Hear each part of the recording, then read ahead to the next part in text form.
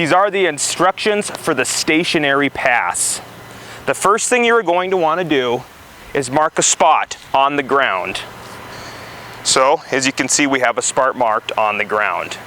Next thing you'll want to do is measure 12 feet in a direction.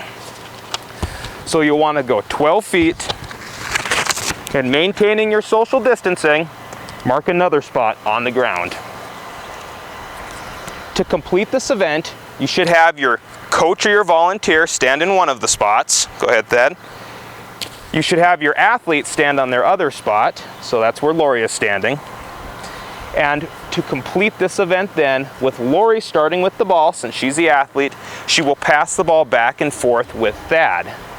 Now the scoring for this event is for every time Lori passes the ball and it hits Thad in the hands, she receives 2 points. Then when Thad passes the ball back to Lori, so the volunteer passes the ball back to the athlete receives 1 point for dropping the pass or 2 points for catching the pass. So they can score up to 4 points on each pass back and forth. Now, one thing to note is that the coach or volunteer for this event, as you can see on Thad's hands, will be wearing gloves during this event. And we want to make sure that we disinfect the ball between every single athlete for this event. And we are going to want to do 5 passes back and forth to complete this event. So Lori, go ahead and pass.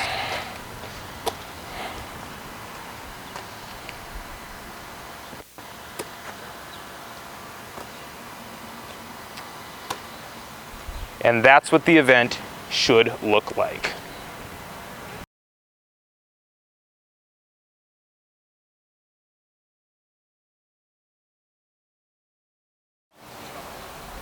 These are the instructions for the speed dribble. To set up this event, first you're going to want to find a spot that is at least 2 yards wide. You are going to want to mark this spot with tape or with cones, as we have done here in the video. If you have something else you'd like to mark the spot, that is a-okay, such as chalk or perhaps a string, as long as the string is on the ground, because we don't want anyone to trip. The second thing you're going to do is you're going to measure 10 yards in one direction. So as you can see here, we have measured 10 yards, and at the end of that 10 yards, you're going to want to make another starting gate that's 2 yards wide. As you can see, we've made it with cones. So this is going to be our starting line, and this is going to be our finish line. Now to do this event, you're going to have the athlete line up at the starting line with their ball. The goal for the athlete for this event is to dribble from the starting line to the finish line as fast as they can. So you should have somebody timing this event.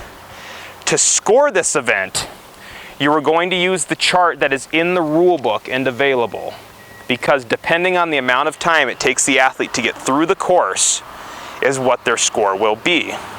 Now, if the athlete loses control of the ball, so the ball bounces off their foot or they just lose control in any other way, the athlete needs to go and retrieve the ball. So they're only using 1 ball for this event. Now, if they lose control of the ball, the clock continues to run. The clock continues to run until the event is completed. So now, Lisa is going to show us, when she is ready, how to complete this event.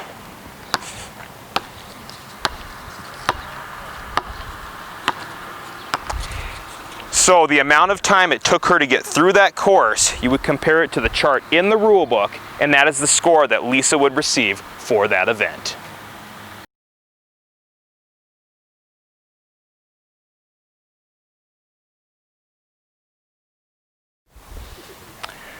These are the instructions for the spot shot. To set up this event, you're going to want to make sure you are using a traditional 10-foot rim. Now, to begin setting up, from the center of the hoop, you'll want to measure 5 feet in one direction. When you find that spot, you'll want to measure 3.5 feet up and then mark that spot on the ground. From there, you'll want to measure 1.5 feet up, mark that spot, and then measure 1.5 feet up again and mark that spot. You now have 3 shooting spots from this side of the hoop. When you're done with those 3, go back to the center of the hoop and measure 5 feet the opposite direction from where you just measured. Once you have measured 5 feet, you'll want to measure 3.5 feet up and mark that spot. Then measure 1.5 feet, mark that spot, and measure 1.5 feet again and mark that spot. You now have 3 shooting spots on this side of the hoop.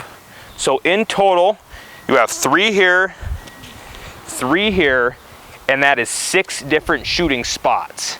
Now to complete this event, you're going to have your athlete take 12 total shots. So they will be taking 2 shots from each spot. Now for the 2 closest spots to the hoop, your athlete will receive 2 points for each shot they make. For the second or the middle line, they will receive 3 points for each shot they make. And for the line furthest away from the basket, they will receive 4 points for every shot they make. Now, if the athlete misses the shot, but is still able to hit the backboard or the rim, they will receive 1 point. If they shoot and miss the backboard or the rim, or don't make the shot, so in other words, if your athlete shoots and has an air ball, they receive 0 points for that shot. Now, if you have a coach, it is optional, if you have a coach help retrieve balls for this event, you want to make sure that your coach is wearing gloves at all times. Now, if your coach is always going to be 6 feet away from the athlete competing in this event, they do not need to wear a mask. But if your coach is going to go within 6 feet of an athlete, they do need to wear a mask for this event. Now, for this example, we're going to have Jaylee take a shot from each spot, but she's going to retrieve her own ball as if she didn't have a coach here to help her. So Jaylee, go ahead and take a shot from each spot. So she made that, so she would receive 2 points for making a shot from the closest line. Now at the middle line, she made that, so she would receive 3 points. Now from the furthest line, she made that, so she would receive 4 points. There you go, from the other side, Jaylee. Perfect, so she's from the close line. She made that one, so she would receive 2 points. From the middle line, she made that one, so she would receive 3 points. Now from the furthest line, she hit the rim in the backboard but didn't make it, so she would still receive 1 point for that shot because she did hit the rim and the backboard.